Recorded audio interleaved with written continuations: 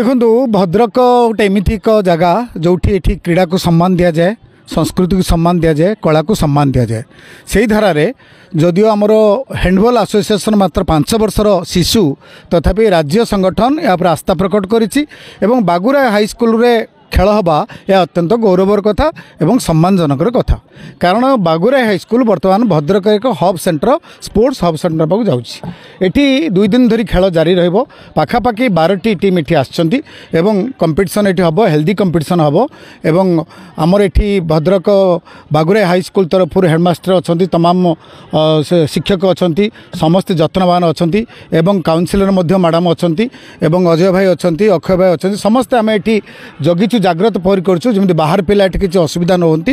ये सुरुखुर खेल हम, एठू आनंदर सहित जी। यही आज आम 2 दिन वार्ता देवाक चाहूँ।